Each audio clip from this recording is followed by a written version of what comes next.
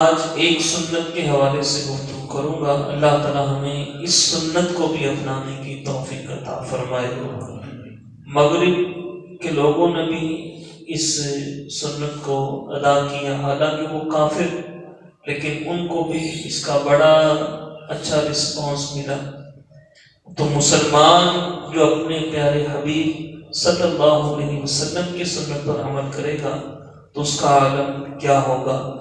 حسن اخلاق یہ میرے آقا صلی اللہ علیہ وسلم کی سنت ہے۔ اگر کوئی برا سلوک کرے اس کے ساتھ اچھا سلوک کرنا یہ میرے آقا صلی اللہ علیہ وسلم کی سنت ہے۔ اگر کوئی گلے میں چادر بھی ڈال دے اس کو بھی اچھے طریقے کے ساتھ ڈیل کرنا یہ میرے آقا صلی اللہ علیہ وسلم کی سنت ہے۔ اختیار ہونے کے باوجود اس کو نقصان پہنچانے کا اختیار بھی ہے، لیکن اس کو اللہ کی رضا کے لیے معاف کر دینا یہ بھی میرے آقا صلی اللہ علیہ وسلم کی سنت ہے۔ کسی غریب کے ساتھ محبت کرنا، غریب کے ساتھ محبت کرنا یہ بھی میرے آقا صلی اللہ علیہ وسلم کی سنت ہے۔ مدینہ منورہ کے قریب ایک قبیلہ آباد تھا۔ مفسرین کرام نے اس کا قبیلے کا نام بنو غطفان لکھا ہو کہ اس کی ایک شاخ تھی۔ اس دیہات میں ایک صحابی تھے جو دیہاتی تھے، جس کو ہم اپنی زبان میں پینڈو بولتے ہیں، دیہاتی تھے۔ ان کا نام تھا ظاہر بن حرام، بڑے ہی غریب تھے۔ اس کا اندازہ یوں لگائیے کہ دیہات میں جو سبزیاں ہوتی، کوئی پھل ہوتا، شہد ہوتا، تو وہ سبزیاں پھل لے کر شہر میں منڈی میں لا کر وہ بیچتے، لیکن ان میں ایک یہ خوبی تھی کہ اللہ کے رسول سے بڑی محبت کرتے تھے اور حضور بھی ان سے بڑی محبت کرتے تھے۔ یہ غریب کے ساتھ محبت کرنا یہ میرے آقا کی بڑی اعلیٰ سنت ہے۔ سنیے، یہ پھل لے کر، سبزیاں لے کر آتے شہر میں، تو لوگ ان کے گرد کھڑے ہو جاتے اور ان سے سبزیاں خریدتے، ان کو تازہ سبزیاں مل جاتی لوگوں کو اور ان کو پیسے مل جاتے۔ یہ روزانہ کا معمول تھا، اور ان کو یہ اللہ کے حبیب صلی اللہ علیہ وسلم نے یہ سعادت عطا فرمائی تھی۔ غالباً کسی اور صحابی کے نصیب میں یہ سعادت نہیں آئی۔ ہمارے آقا صلی اللہ علیہ وسلم نے فرمایا کہ ہر شہری کا ایک دیہاتی دوست ہوتا ہے، اور ہمارا جو دیہاتی دوست ہے وہ ظاہر بن حرام ہے۔ یہ ان کو میرے آقا صلی اللہ علیہ وسلم نے اپنا دیہاتی دوست کہا۔ تو یہ ایسے پھل لے کر آئے، تو ادھر سے ہمارے آقا صلی اللہ علیہ وسلم آپ بھی تشریف لے آئے۔ تو آپ صلی اللہ تعالی علیہ وسلم کو دیکھا نا، تو چپکے سے اپنے قدم کو آہستہ کیا اور ان کے پیچھے جا کر کھڑے ہو گئے اور ان کی آنکھوں پہ جا کر ہاتھ رکھ دیا۔ حضور نے ان کی آنکھوں پہ جا کر ہاتھ رکھ دیے۔ یہ آنکھوں پہ ہاتھ رکھنے کا فلسفہ یوں بیان کیا جاتا ہے کہ یہ بندہ میری محبت کا بڑا دعوے دار ہے، تو میں اس کی آنکھوں پہ ہاتھ رکھتا ہوں، پتہ تو چلے کہ یہ مجھے پہچان پاتا ہے کہ نہیں پہچان پاتا۔ اب وہ محبت تو کرتے تھے حضور سے کہ حضور نے ان کو یہ مقام دے دیا تھا کہ ہر شہری خاندان کا ایک دیہاتی دوست ہوتا ہے، اور آل محمد کا دیہاتی دوست ظاہر بن حرام ہے۔ تو حضور نے ان کی آنکھوں پہ ہاتھ رکھا نا، تو یہ بیٹھے ہوئے تھے، تو حضور بھی یعنی پیچھے بیٹھ کر حضور نے ان کی بھی آنکھوں پہ ہاتھ رکھا۔ تو اب حضور کے ہاتھ تو خوشبودار تھے کہ جس چیز کے ساتھ بھی حضور کا ہاتھ مبارک لگ جاتا تھا وہ چیز بھی خوشبودار ہو جاتی تھی۔ تو حضور کے ہاتھوں کو کون نہ پہچانے، لیکن انہوں نے کیا کیا، جب حضور نے اپنی آنکھوں کو ان کی آنکھوں پہ رکھا، اپنے ہاتھوں کو ان کی آنکھوں پہ رکھا نا، تو یہ حضور کے سینے کے ساتھ رکھ گئے، سینے کے ساتھ ایسے اپنی پشت رگڑنے لگے، کہنے لگے کون ہے بھئی، کون ہے، کون ہے۔ تو اس طرح آپ صلی اللہ تعالی علیہ وآلہ وسلم نے بھرے بازار کے اندر ایک غریب کے ساتھ اپنا معاملہ یوں فرمایا۔ یہ بھی میرے آقا کی سنت ہے، غریبوں سے محبت کرنا، اور پھر آپ صلی اللہ تعالی علیہ وسلم نے ارشاد فرمایا کہ اب پہچان تو لیا تھا انہوں نے کہ حضور صلی اللہ علیہ وسلم ہے، تو حضور نے ارشاد فرمایا کہ لوگوں کون ہے جو اس غلام کو خریدے گا؟ غلام تھے وہ ظاہر بن حرام، کون ہے جو اس غلام کو خریدے گا؟ تو وہ عرض کرنے لگے حضور مجھے کون خریدے گا، میرا کوئی شکل و صورت بھی نہیں، کوئی میرے پاس ہنر بھی نہیں، میں تو بڑا نکما سا ہوں۔ تو آپ صلی اللہ تعالی علیہ وآلہ وسلم نے فرمایا نہیں ظاہر تو ایسے نہ کہے، تیری اللہ کے اور اللہ کے رسول کے ہاں بڑی قدر ہے کہ اللہ اور اس کا رسول تجھ سے محبت کرتا ہے، اللہ اور اس کا رسول تجھ سے محبت کرتا ہے۔ تو یہ بھی غریبوں سے محبت کرنا، یہ میرے آقا صلی اللہ علیہ وسلم کی سنت ہے۔ جو کمزور لوگ ہیں امیروں سے تو سارے محبت کرتے ہیں، امیر رشتہ داروں سے بھی سارے محبت کرتے ہیں، امیر بہن بھائی ہوں ان سے بھی محبت کرتے ہیں، ان کے لاڈ بھی اٹھائے جاتے ہیں۔ اصل جو سنت محبت کریں ان سے بھی، لیکن جو غریبوں کو بھی نہیں بھولنا چاہیے، ان کے ساتھ بھی محبت کے معاملات رکھنے چاہیے۔ یہ بھی میرے آقا صلی اللہ تعالی علیہ وآلہ وسلم کی سنت ہے۔ اور سنیے، ایک صحابی تھے جن کا نام تھا عبداللہ، اور بڑے ہی مزیدار صحابی تھے یہ۔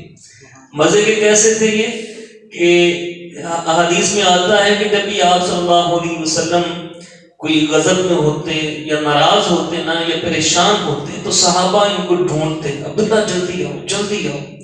یہ عبداللہ رضی اللہ تعالیٰ عنہ جیسے ہی حضور کے سامنے آتے نا، ان کے اندر کچھ ایسی چیز تھی کہ حضور ان کو دیکھ کر مسکرا دیا کرتے تھے، آپ صلی اللہ علیہ وسلم کو دیکھ کر مسکرا دیا کرتے تھے۔ یہ عبداللہ رضی اللہ عنہ یہ بھی غریب صحابی تھے۔ اب ان کی کوششیں ہوتی تھی کہ کوئی بھی بازار میں نئی چیز آئے نا یا اچھی چیز آئے، یہ لیتے اور جا کر حضور صلی اللہ علیہ وسلم کو تحفے میں دے دیتے۔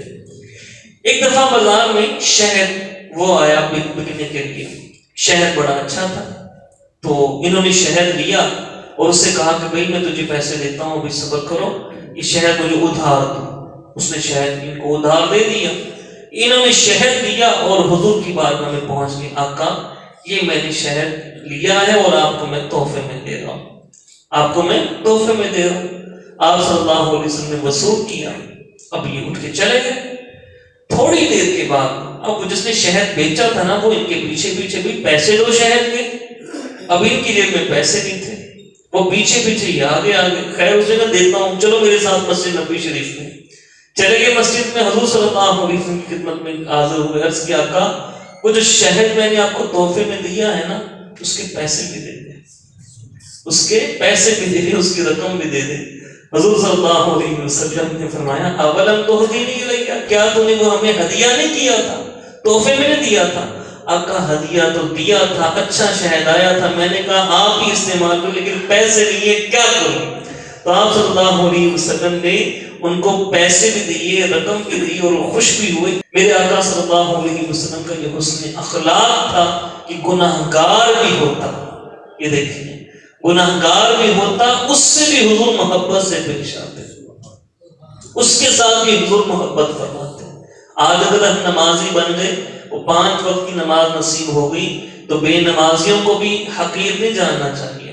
اللہ ان کے لیے دعا کرے گا، اللہ توفیق عطا فرما، ان سے بھی محبت کرے، ان کو بھی اخلاق کے دائرے میں رہتے ہوئے پیار محبت سے نماز طرف لے کے آئیں، لیکن اپنے آپ کو عاجزی میں رکھیں۔ اللہ ہمیں اس کی توفیق عطا فرمائے۔ ایک اور حدیث پاک سنیے، سیدنا انس بن مالک رضی اللہ تعالیٰ عنہ، یہ میرے آقا صلی اللہ علیہ وسلم کے خادم خاص تھے اور بچپن سے ہی حضور کی خدمت میں رہے، 10 سال حضور کی خدمت کی۔ میرے آقا صلی اللہ علیہ وسلم کے بارے میں انہوں نے فرمایا کہ 10 سال میں نے آقا کریم صلی اللہ علیہ وسلم کے ساتھ گزارے، کئی غلطیاں ہوئیں لیکن میرے آقا نے کبھی بھی مجھے اف تک نہیں فرمایا، کبھی بھی کچھ نہیں کہا، کبھی بھی کچھ نہیں کہا، کبھی مجھ سے ناراض، کبھی ڈانٹا نہیں۔ یہ روایت کرتے ہیں مال غنیمت مسجد نبوی شریف میں آیا، جو تھی کھجوریں تھیں، ایک بدو دیہاتی پہلو وہ آیا، آتے ہی اس نے سب سے پہلے کیا کام کیا؟ اس نے نہ سلام نہ دعا، کچھ نہیں، آتے ہی حضور کے تک پہنچا اور اپنی چادر جو لی اور حضور کے گلے میں ڈال دی. اتنی زور سے اس نے چادر کھینچی کہ آپ صلی اللہ علیہ وسلم کا رنگ مبارک سرخ ہو گیا اور چادر کے نشان گلے پہ پڑ گئے. صحابہ کرام اٹھے, چھڑایا. ڈیمانڈ کیا تھی؟ کہنے لگا کہ بڑی بدتمیزی کے ساتھ جو احادیث پاک میں آیا کہ اے محمد, میرے ان دونوں اونٹوں پر بوجھ لاد دو, جو بھی لا دو, کھجوریں بھی لا دو. یہ جو مال غنیمت آیا نا, یہ میرے دو اونٹوں پر لاد دو. یہ جو مال غنیمت ہے نہ تیرا ہے نہ تیرے باپ کا ہے. اس سے بھی سخت بات یہ ہو گئی کہ آیا ہے حضور سے مانگنے, اور مانگنے کا انداز بھی کیا کہ چادر گلے میں ڈالی, کھینچا, اور پھر بڑی بدتمیزی کے ساتھ یہ مال نہ تیرا ہے نہ تیرے باپ کا ہے, یہ دو اونٹ سامان کا میرے لاد دو. صحابہ کرام پڑے. ہم میں سے کوئی ہوتا, یہ حضور کا اخلاق تھا, یہ حضور کا خاصہ تھا. میرے آقا صلی اللہ تعالی علیہ وسلم کو اللہ نے وہ کمال کا اخلاق عطا فرمایا. اللہ ہمیں حضور کی سنتوں کو زندہ کرنے کی توفیق عطا فرمائے. آپ صلی اللہ علیہ وسلم خاموش رہے. آپ کبھی کسی جہالت کا حق میں جواب نہیں دیا. جہالت مطلب کوئی گالی گلوچ, کوئی ایسی بری بات, حضور خاموش ہو رہے ہوتے تھے, آگے جواب نہیں دیتے تھے. تو آپ صلی اللہ علیہ وسلم خاموش رہے. صحابہ کرام اس کو بٹھا دیا مارنے, لیکن حضور نے منع فرمایا, بٹھا دیا اس کو. تو پھر آپ صلی اللہ علیہ وسلم نے اس سے مخاطب ہوئے فرمایا, سنو, مال تو اللہ تعالیٰ کا دیا ہوا ہے اور میں اس کا بندہ ہوں, لیکن یہ جو تم نے مجھ سے بدتمیزی کی, اس کا بدلہ تو لیا جا سکتا ہے نا. مال تو لینے آیا ہے مال غنیمت, تو وہ تو اللہ کا اور میں اس کا بندہ ہوں.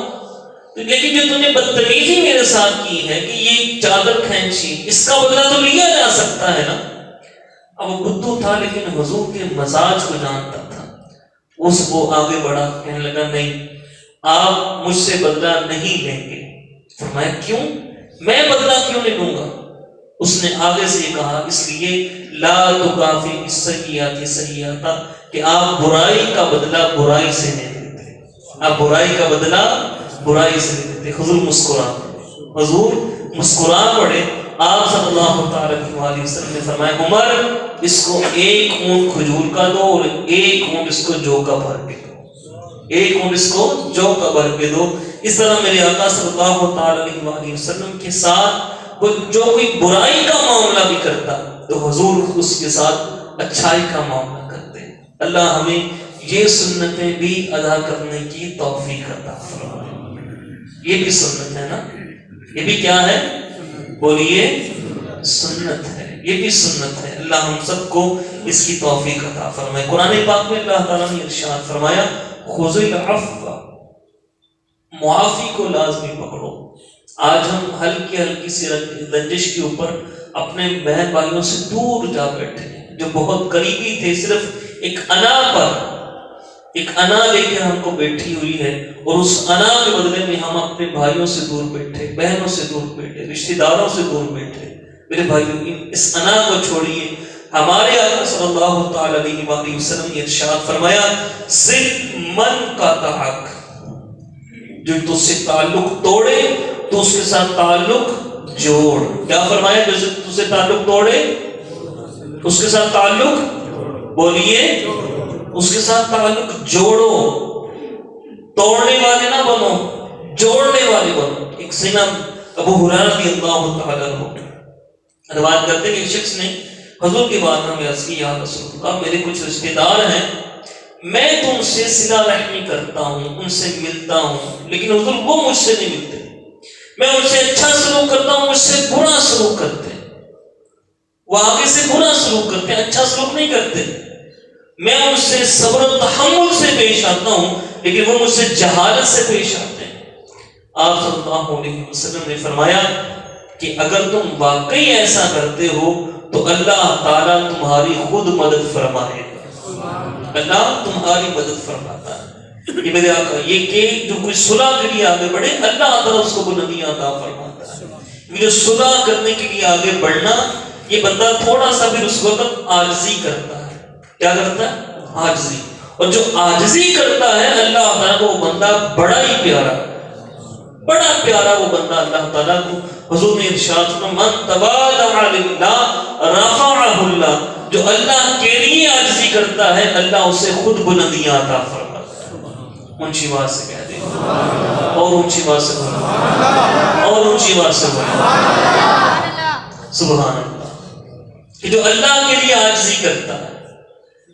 صلح کی ہے، ارے کیا کہیں گے، وہ تیرا شریکہ کیا کہے گا، آ گیا نا صلح کر لینا انہیں، وہ کی کہے گا، وہ پھوپھی دے بچے کی کہن گے، تائے دے بچے کی کہن گے، آ گیا نا ہم صلح کرنے واسطے. اللہ جانتا ہے دلوں کی نیتوں کو کہ وہ کس نیت سے آیا ہے. اللہ کی رضا کے لیے صلح کرنی ہے نا، تھوڑا سا عاجزی. اور جو پہلے اس صلح میں پہل کرتا ہے وہ اللہ کو زیادہ پیارا ہے، وہ اللہ کو زیادہ پیارا ہے.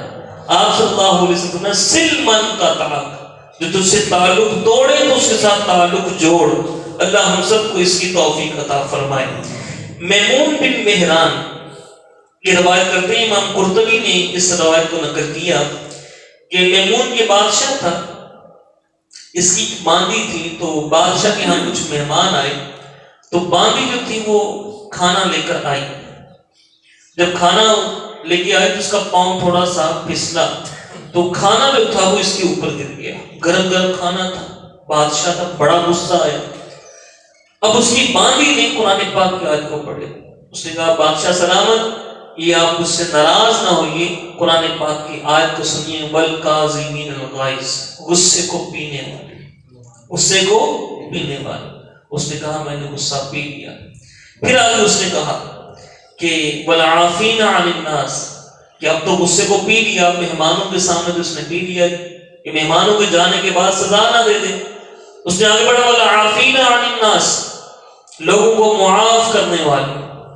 اس نے کہا جا میں تجھ کو معاف بھی کیا. پھر اس نے آگے کہا واللہ یحب المحسنین، اللہ تعالیٰ احسان کرنے والوں سے محبت فرماتا ہے. وہ اللہ والا تھا، کہنے کا جا میں نے اللہ کی رضا کے لیے تجھ کو آزاد بھی کر دیا، تجھ کو آزاد بھی کر دیا. یہ ہمارے اسلاف تھے. غصہ یہ شیطان کو سب سے زیادہ جو قوت ملتی ہے غصے کے وقت ملتی ہے. وہاں منبہ رحمت اللہ تعالی نقل کرتے ہیں کہ پچھلے امتوں میں ایک راہب تھے عیسائی، اللہ کیا کرتے تھے کہ تو شیطان ان کے پاس آیا ان کو گمراہ کرنے کے لیے. تو شیطان نے مختلف چالیں چلی لیکن وہ قابو میں نہیں آئی. اللہ کی ان پر رحمت رہی. جب شیطان جانے لگا تو شیطان نے مجھ سے کچھ پوچھ لو اگر پوچھنا چاہتے ہو. انہوں نے کہا نہیں میں تجھ سے نہیں کچھ پوچھوں گا. نہیں پوچھ لو. کہا نہیں کچھ نہیں پوچھوں گا. تو جب شیطان جانے لگا تو کہنے لگے بتا تو صحیح کہ تیرا سب سے طاقتور جو تیرا آلہ ہے وہ کیا ہے، سب سے طاقتور تیرا آلہ کیا ہے کہ تو انسانوں کو جو گمراہ کرتا ہے. اس نے کہا سب سے زیادہ جو میرا طاقتور آلہ ہے جس میں انسانوں کو گمراہ کرتا ہوں وہ غصہ ہے. وہ کیا ہے؟ غصہ. اور میں جب کہنے لگا جب غصہ آتا ہے اس وقت انسان میرے ہاتھوں میں یوں ہوتا ہے، میں انسان سے یوں کھیلتا ہوں جیسے میں گیند سے کھیلتا ہوں. گیند کو الٹ پلٹ جیسے کیا جاتا ہے تو ایسے میں وہ انسان سے کھیلتا ہوں. پھر وہ آگے سے اس کو مارتا ہے، گالم گلوچ کیا، پھر اگر میاں بیوی ہو تو طلاق تک بات پہنچ جاتی ہے. اللہ ہمیں محفوظ فرمائے. تو غصہ نہیں. میرے آقا صلی اللہ علیہ وسلم سے ایک صحابی نے عرض کیا آقا کہ مجھے کوئی وصیت فرمائی، فرمایا غصہ نہ کیا کرو. آقا اور فرمایا غصہ نہ کیا کرو. آقا اور فرمایا غصہ نہ کیا کرو. 3 دفعہ میرے آقا صلی اللہ علیہ وسلم نے یہ فرمایا غصہ نہ کیا کرو، غصہ نہ کیا کرو. آج پتہ نہیں کیا ایک بے چینی سی ہمارے ہاں. اس کی وجہ بھی یہی کہ ہم نے نماز کے قریب نہیں آنا، تلاوت قرآن ہم نے کرنا نہیں، فیس بک ہمارے ہاتھوں میں موجود ہے، بات بات پر غصہ. تو میرے بھائی یہ غصے سے اپنے آپ کو دور کیجیے. ہر اپنا دل بالکل صاف کر دیجیے، تبھی اس دل میں اللہ کا نور آئے گا. اس دل میں اللہ کا نور آئے گا. حدیث پاک سنیے. ایک صحابی ہیں جن کا نام شارحین نے لکھا سعد رضی اللہ تعالی عنہ. مسجد میں داخل ہوئے، میرے آقا صلی اللہ علیہ وسلم سے ان کے داخل ہونے سے پہلے فرما دیا، فرمایا ابھی جو شخص آئے گا وہ جنتی ہے. ابھی جو شخص آئے گا وہ کون ہے؟ جنتی. یعنی حضور ابھی وہ داخل نہیں ہوا، حضور کو پتا ہے کہ کون داخل ہوگا اور وہ کون ہے. یہ اللہ نے میرے آقا صلی اللہ علیہ وسلم کو علم غیب عطا فرمایا تھا کہ حضور کو پتا تھا کہ کون داخل ہوگا، اور یہ بھی پتا تھا کہ کس درجے کا ہے. یہ بھی پتا تھا حضور کو کس درجے کا ہے. سیدنا انس رضی اللہ تعالیٰ فرماتے ہیں ہم نے دیکھا کہ سیدنا سعد رضی اللہ تعالیٰ عنہ وہ داخل ہوئے، اور جب وہ داخل ہوئے تو آپ صلی اللہ تعالیٰ علیہ وآلہ وسلم کے پاس وہ بیٹھ کے ان کے کیا تھا ان کا عمل کہ وہ وضو انہوں نے کیا ہوا تھا، داڑھی ان کی تر تھی، جوتا انہوں نے سائڈ پہ رکھا مسجد میں اور آ کے حضور کے پاس بیٹھ گئے. کہتے اگلا دن ہوا، پھر حضور نے فرمایا ابھی جو شخص آئے گا وہ جنتی ہے. دوسرے دن بھی یہی فرمایا ابھی جو شخص آئے گا وہ کون ہے؟ جنتی. دوسرے دن بھی یہی فرمایا. کہتے ہم نے دیکھا اب سب کی نگاہیں بھی کون داخل ہوتے ہیں. کہتے ہم نے دیکھا کہ سیدنا سعد رضی اللہ عنہ دوبارہ داخل ہوئے اور وہی ان کی حالت، داڑھی سے پانی ٹپک رہا، تر ہے داڑھی، ہاتھوں میں جوتا لیا، سائڈ پہ رکھا، حضور کے پاس آ کے بیٹھ گئے. تیسرا دن ہوا، پھر حضور نے فرمایا ابھی جو شخص آئے گا وہ جنتی. اب آپ صلی اللہ تعالیٰ علیہ وسلم یہ کلمات سن کر پھر صحابہ متوجہ ہوئے دروازے کی طرف کہ کون داخل ہوتا ہے. دیکھا تیسرے دن بھی وہی صحابی داخل ہوئے، سعد رضی اللہ تعالیٰ عنہ وہی صحابی داخل ہوئے. اب تینوں دن انس رضی اللہ تعالیٰ کہنے لگے کہ میں دیکھوں تو صحیح سعد رضی اللہ تعالیٰ عنہ کا کون سا عمل ہے. یہ عمر میں بڑے صاحب کبار صحابہ میں تھے. یہ کون سا عمل ایسا ہے کہ 3 دن حضور نے ان کو جنتی ہونے کی بشارت عطا فرمائی، وہ میں بھی عمل کروں. کہتے میں بہانے کے ساتھ میں گھر گیا. میں نے کہا چچا جان میں 3 دن آپ کے یہاں مہمان رہنا چاہتا ہوں. میں 3 دن آپ کے یہاں مہمان رہنا چاہتا ہوں. اور مہمان تو اللہ کی رحمت ہوتے ہیں. کیوں جی؟ اللہ کی رحمت ہوتے ہیں نا. مہمان جب آتا ہے نا کوئی، یہ یاد رکھیے گا آج کل تو ہم مہمانوں کو بڑا ایک بوجھ تصور کرنے لگ گئے.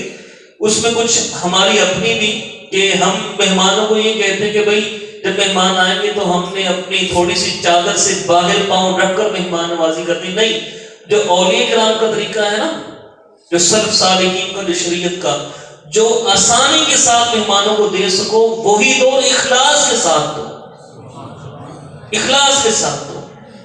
اما عائشہ صدیقہ رضی اللہ تعالیٰ عنہ کے گھر ایک عورت آئی. اما عائشہ صدیقہ نے ان کو ایک کھجور دی، ایک کھجور دی ان کے پاس. وہ اخلاص کے ساتھ مہمان نوازی کرے گی. مہمان جو ہوتا ہے اپنا رزق لے کر آتا ہے اور میزبان کے گناہ بخشوا کر جاتا ہے.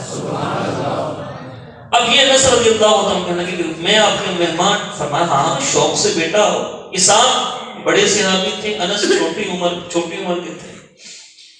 3 دن کے پاس رہے. انس رضی اللہ عنہ فرماتے ہیں میں نے ان کا عمل بہت ہی قریب سے دیکھا، ان کے ساتھ ساتھ رہا. یہ بھی نماز پڑھتے میں بھی نماز پڑھتا، یہ بھی تہجد پڑھتے میں بھی تہجد پڑھتا، یہ بھی ذکر اذکار کرتے میں بھی ذکر اذکار کرتا.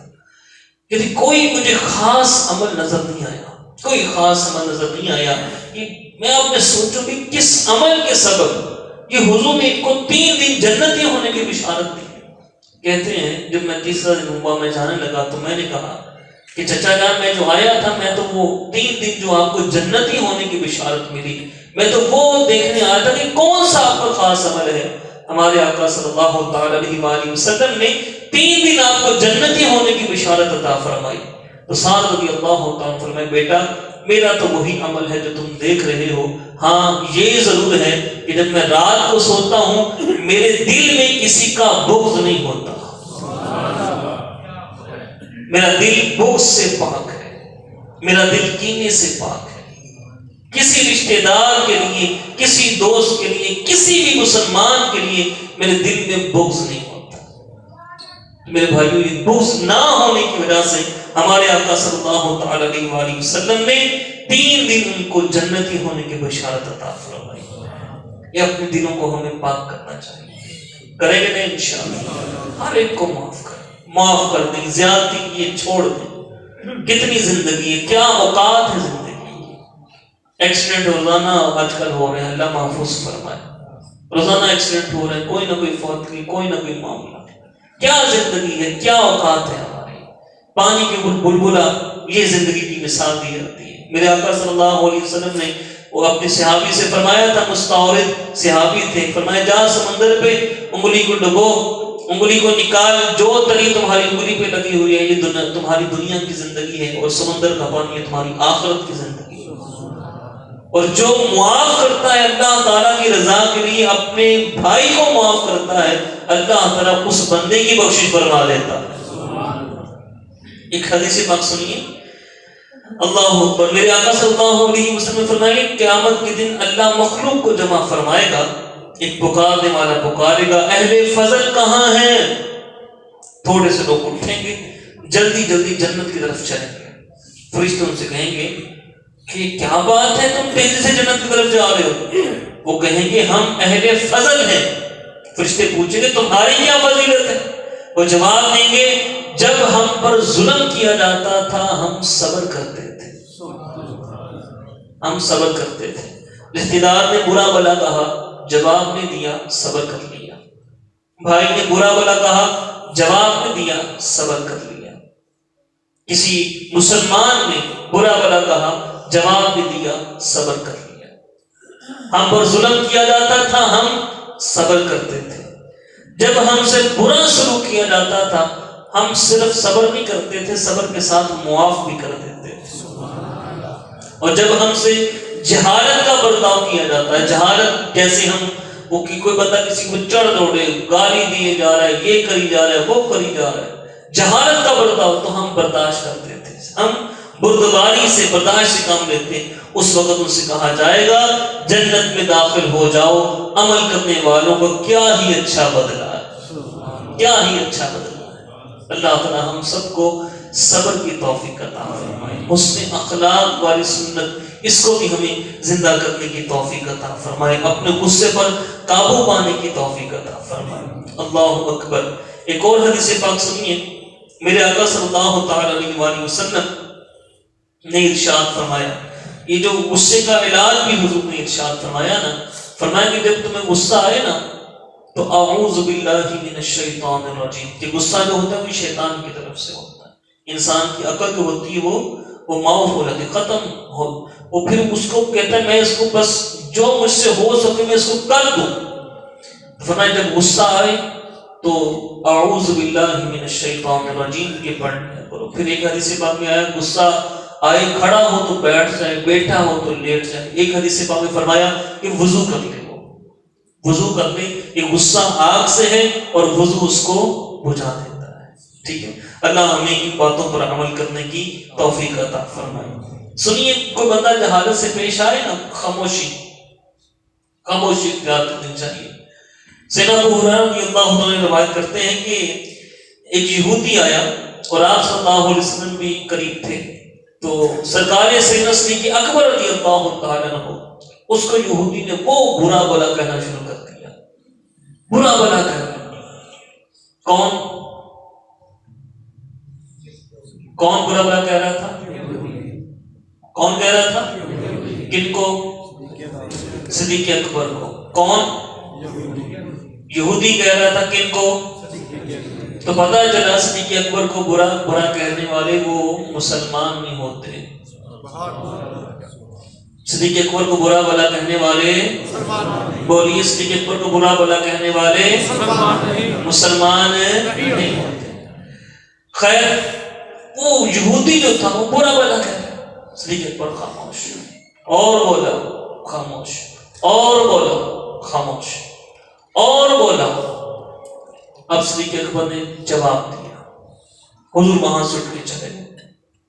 پہلے وہاں بیٹھے تھے، چلے گئے. اب صدیق اکبر جواب دے کر جب حضور اٹھ کے چلے گئے تو جواب اس کو دیا پیچھے حضور کے. حضور وہ مجھے برا بلا کہہ رہا تھا تو آپ وہاں بیٹھے رہے. اب جب میں نے جواب دیا تو آپ اٹھ کے آ گئے. فرمایا جب وہ برا بلا کہہ رہا تھا نا اور تم خاموش تھے تو اللہ نے ایک فرشتہ بھیجا ہوا تھا جو تمہاری طرف سے اس کو جواب دے رہا تھا. اللہ تم سے خوش ہو رہا تھا. اور جب تم نے جواب دیا پھر شیطان درمیان میں آ گیا. شیطان جو تھا وہ درمیان میں آ گیا تو میں وہاں سے پھر آ گیا. تو جہالت میں کوئی برتاؤ کرے خاموشی اختیار کرنی چاہیے. اور یہ حکیمانہ قول بھی ہے، ایک چپ 100 سکھ، ایک چپ 100 سکھ. اللہ تعالیٰ ہم سب کو ان باتوں پر عمل کی توفیق عطا فرمائے. عاجزی اختیار کیجیے. اللہ تعالیٰ کو عاجز بندہ پسند ہے. اللہ تعالیٰ کو عاجز. میں آپ کو آخری حدیث ٹائم ہو چکا، ایک حدیث پاک اور سن لو. حضور نے ایک شخص سے قرضہ لیا تھا، یہودی سے قرضہ لیا تھا. قرضے کی مدت طے ہوئی اتنے دنوں بعد، 3 دن ابھی وہ مدت باقی تھی، ابھی وہ مدت آئی نہیں تھی، 3 دن مدت ابھی باقی تھی. وہ یہودی آ گیا بازار کے اندر، محمد صلی اللہ علیہ وسلم میرے پیسے دو واپس. بڑی بدتمیزی سے بولا. فاروق اعظم تلوار نکالی، مارنے لگے اس کو. میرے حضور نے روک دیا، فرمایا نہ ایسے نہ کرو، ایسے نہ کرو. فرمایا عمر تمہیں یہ نہیں چاہیے تھا کہ تم اس کو ڈانٹتے، تلوار نکال لیتے. تمہیں یہ چاہیے تھا کہ تم مجھے کہتے کہ آقا آپ جلدی پیسے دے دیں، اور اسے کہتے کہ ایسے پیسے مانگتے نہیں ہیں. دونوں کو سمجھاتے ہیں. کمال نہیں ہو گیا؟ بتائیے. حضور اسے، حالانکہ مدت ابھی آئی نہیں، حضور فرما رہے کہ مجھے تم یہ کہتے کہ آقا آپ جلدی پیسے دے دیں، اور اسے یہ کہتے کہ ایسے پیسے نہیں مانگتے، اپنا لہجہ اچھا کرو. اچھے طریقے سے پیسے مانگتے ہیں، اچھے طریقے سے قرضہ مانگتے ہیں، ایسے نہیں مانگتے. اب یہ حسن اخلاق اس یہودی نے دیکھا نا، اس نے پڑھا لا الہ الا اللہ محمد رسول اللہ صلی اللہ علیہ وسلم. اللہ تعالی ہمیں حسن اخلاق والی سنت بھی زندہ کرنے کی توفیق عطا فرمائے. پیارے آقا صلی اللہ علیہ وسلم کی ساری سنتوں پر ہمیں عمل کی سعادت نصیب فرمائے. وآخر